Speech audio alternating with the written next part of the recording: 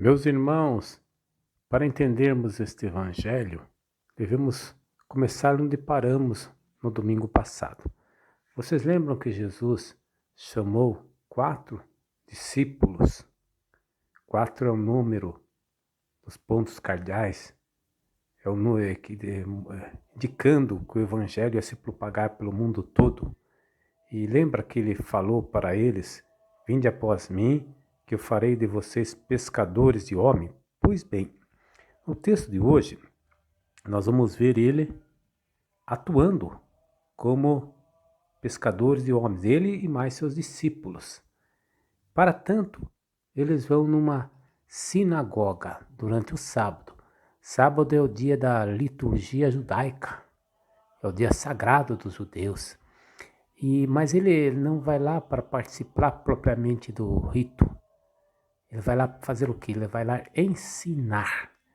E ele acaba fazendo lá um exorcismo. Bom, também gostaria de recordar uma coisa que eu venho falando sempre para vocês, que o Evangelho de São Marcos é uma catequese batismal, vamos dizer assim, uma grande homilia batismal. Então, uma pergunta que devemos fazer nesse texto, afinal de contas, o que esse texto tem a ver com batismo? Será que tem alguma coisa a ver com batismo? Me lembro de uma coisa. Faz parte do rito do batismo o exorcismo. E aqui Jesus está fazendo um exorcismo. Então poderíamos dizer que há alguma coisa a ver sim com o batismo. Então vamos lá refletir como é o batismo hoje. Talvez nos ajude pouco, mas se pensarmos como era o batismo na igreja primitiva, vai ser mais interessante ainda. Hoje, o batismo, ele tem o exorcismo de uma maneira bastante atenuada. Quase não se vê, mas se tem. Por exemplo, as promessas batismais estão ligadas ao exorcismo. Depois nós temos a imposição das mãos. Temos uma oração imprecatória também, dentro do ritual. Mas dizem que, eu não peguei essa época, que o ritual do batismo antes do concílio era mais explícito o exorcismo. Mas na igreja primitiva, pense bem, o batismo ele se dava depois de uma série de exorcismos, eram feitos por etapas. Então a pessoa recebia o ensino, veja, Jesus entra na sinagoga para ensinar. Então eles recebiam o ensino é o querigma, o anúncio do evangelho. E depois o que acontecia? E tinha várias etapas de exorcismos. Agora, então nós abrimos uma questão que nós precisamos esclarecer, que vem a ser de fato exorcismo, que é uma coisa um pouco complicada para nós, sabe por quê? Porque nós temos a nossa compreensão contaminada pelos filmes. Aliás, teve um filme muito bom, O Exorcista, só que veja só, o filme apresenta o exorcismo como um espetáculo. E o exorcismo é vamos dizer assim, um ato de fé. Um ato de fé em que sentido? Você sabe que o demônio age de duas maneiras nas vidas das pessoas. Através da possessão, que é uma maneira, vamos dizer assim, menos comum. E outra maneira é através da tentação, que é a maneira ordinária, mais comum. E tenho claro para vocês que a possessão, ela não leva ninguém para o inferno. Porque quando há possessão, a pessoa perde a liberdade.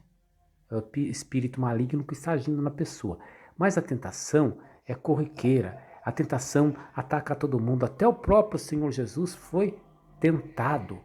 E a tentação é uma coisa importante para o nosso crescimento. O que é ruim é cair na tentação. De modo que existe o exorcismo, vamos dizer assim, que nós estamos tentando esclarecer o que é esse tal de exorcismo, é o pescar, é tirar a pessoa do domínio do maligno e colocá-lo no domínio do Espírito Santo, das trevas para a luz. É isso que é o exorcismo. E você sabe que para fazer exorcismo, segundo a Igreja Católica, tem que ter autorização especial do bispo. Mas isso está ligado à possessão, que é uma coisa raríssima. Já a tentação, que é muito comum, que nós devemos se preocupar com ela, tem que ser oração de libertação. Não sei se você reparou que no Pai Nosso tem 2 petições de libertação. Sabe qual é? Já pensou? É aquela, não nos deixeis cair em tentação, mas livrai-nos do maligno. De modo que, veja só, na principal oração cristã já existem 2 petições de libertação. E a oração de libertação nós devemos fazer constantemente pedindo a proteção para nos tirar do domínio do maligno. Então, às vezes, a gente fica preocupada, como diz, contaminado pelos filmes, aliás, com a possessão. E existe, dentro do meio protestante, o pentecostalismo, que vão nessa linha do espetáculo também, né? Que eu digo para você, que é o menos importante. O mais importante é você rezar orações de libertação para não cair em tentação. Pois bem, agora vamos voltar um pouquinho no texto. O que nós devemos dizer com relação ao texto? Eu gostaria de terminar a reflexão com vocês dizendo por que esse texto é escrito, qual a função dele no Evangelho de São Marcos. A função é clara, é mostrar que Jesus Cristo é aquele que tem um ensinamento com poder. Veja que o que causou admiração em todos, eles ficaram boquiabertos, porque Jesus ensinava como quem tem autoridade, como quem tem poder. E outra coisa é que Jesus demonstra que tem poder fazendo esse exorcismo. Então esse texto tem essa finalidade clara de mostrar que rezando, invocando Jesus ao nosso lado, invocando o seu poder, o seu Espírito, nós podemos também nos libertar do espírito maligno, das trevas, e podemos caminhar no caminho da retidão, no caminho da luz. Amém.